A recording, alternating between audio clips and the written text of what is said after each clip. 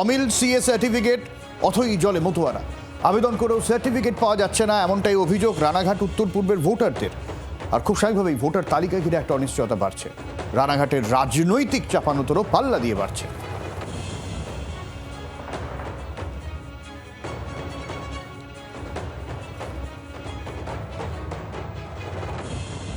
নাগরিকত্বের অ্যামেন্ডমেন্ট হয়েছে, সেখানে পার্লামেন্টের উভয় কক্ষে ধ্বনি ভোটে সেটা গৃহীত হয়েছে, রাষ্ট্রপতি সইয়ের পর সেটা আইনে পরিণত হয়েছে। এখানে ভয়ের কোনো বিষয় নেই। ওই যে মানুষগুলো এখনো পর্যন্ত যারা সিএর আবেদন করেনি, তারা তো আমার মনে হয় তারা ভুলই করেছে। শান্তনু ঠাকুরের যে ডকুমেন্টসগুলো বিগত দিনে অনেকেই ফর্ম ফিল আপ করেছিল, কিন্তু নির্বাচন কমিশনের যে 11টা কাগজ, তার অতিরিক্ত কোনো কাগজে কিন্তু আইনগত দিক থেকে তারা গ্রান্ট করছে না। সিএ ফর্ম ফিল আপ করার জন্য কি শুধু ওই ঠাকুরনগর ওই শান্তনু ঠাকুরকেই কি কেন্দ্র সরকার বা স্বরাষ্ট্রমন্ত্রী দায়িত্ব দিয়েছে নাকি? বিভিন্ন বিডিও অফিসে, অঞ্চল অফিসে, বিভিন্ন জায়গায় যেভাবে ফর্ম ফিল আপ হচ্ছে বা যেভাবে মানুষের ফর্ম জমা নিচ্ছে, এটাই হওয়া উচিত। এই শান্তনু ঠাকুর কি এর কন্ট্যাক্ট নিয়েছে না অমিত শাহ নাকি কন্ট্যাক্ট দিয়েছে? সিএতে আবেদন করা হয়েছে, আজ 3 মাস হয়েছে, এখনো পর্যন্ত হিয়ারিং আসি নাই বা ডাক পড়ি নাই। এর জন্য তো আমরা চিন্তায় আছি যে কবে ডাক আসবে, কবে হিয়ারিং হবে, কবে আমরা সার্টিফিকেটটা পাবো। আর সরকার তো বলেছে আমাদের দেবে, সিএর অ্যাপ্লিকেশন করলে আমাদের সিটিজেন কার্ড দিয়ে দেবে, অসুবিধা নেই। কবে হাতে পেয়ে গেলে আমাদের একটা চিন্তামুক্ত থাকবো।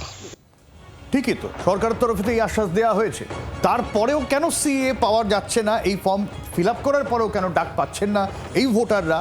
কি অভিযোগ নির্দিষ্টভাবে? বিশ্বজিৎ রয়েছেন আমাদের সঙ্গে, সরাসরি গোটা বিষয়টা বুঝে নেওয়ার চেষ্টা করবো। বিশ্বজিৎ, দেখো সব্যসাচী, সেটা হচ্ছে যে সিএ যে আবেদনপত্র গ্রহণ করার কাজ এবং ইতিমধ্যে বহুদিন আগে থেকেই শুরু হয়ে গেছে। রানাঘাট লোকসভা কেন্দ্রে যে কটা বিধানসভা আছে, সেই কটি বিধানসভার যারা বিধায়ক আছেন তার বাড়ি থেকে শুরু করে এমনকি যিনি সাংসদ আছেন তার বাড়িতে একেবারে ক্যাম্প করে সিএর জন্য আবেদন করেছিলেন স্থানীয় বাসিন্দারা। আমরা যদি লক্ষ্য করি রানাঘাট লোকসভা কেন্দ্র, এখানে প্রায় 40% বেশি হচ্ছে মতুয়া সম্প্রদায়ভুক্ত মানুষ। সম্ভবত তারা একেবারে ওপার বাংলা থেকে আসা এই সমস্ত মানুষগুলো, তাদের এতদিন পর্যন্ত তাদের ভারতবর্ষের নাগরিকত্ব তারা পায়নি। ইতিমধ্যে সরকার যখন তাদেরকে লোভ দেখিয়েছিল, তারা আবেদন করেছিলেন এবং আবেদন করবার পরেও বেশ কিছু কয়েক মাস, প্রায় 3 থেকে 4 মাস এখনো পর্যন্ত কেটে গেছে। এখনো পর্যন্ত তাদের নাম এখনো পর্যন্ত তারা সার্টিফিকেট পায়নি, যার ফলে দেখো সামনেই নির্বাচন 2026-এর একেবারে বড় নির্বাচন, কিন্তু সেখানে এত 4 মাস হয়ে যাওয়ার পরেও এখনো পর্যন্ত তাদের নাম ওঠেনি। ইতিমধ্যে দেখো এসআইআর প্রক্রিয়া শুরু হয়েছে এবং এই অনেক মানুষ এখনো পর্যন্ত তারা নাম তুলতে পারেনি। সেদিকেই তাকিয়ে তারা কিন্তু যথেষ্ট চিন্তায় রয়েছেন যে সরকারের এই যে সিএ যে আবেদনপত্র তারা যারা আবেদন করেছেন তারা আদৌ তারা নাগরিকত্ব পাবে কিনা বা পেলেও তারা কতটা কার্যকর হবে সে ব্যাপারে এখনো কিন্তু তারা যথেষ্ট সন্দেহ রয়েছে। একদম, এবং উদ্বেগও রয়েছে। এই জায়গা থেকে তৃণমূল বা বিজেপির তরফ থেকে কি বক্তব্য উঠে আসছে এখনো পর্যন্ত শোনাই।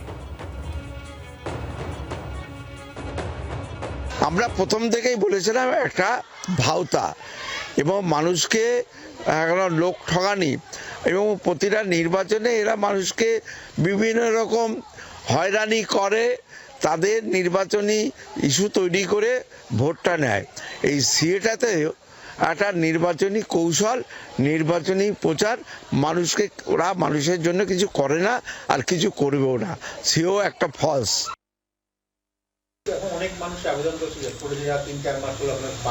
না, এই ধরনের কোনো রিপোর্ট আমার কাছে নেই।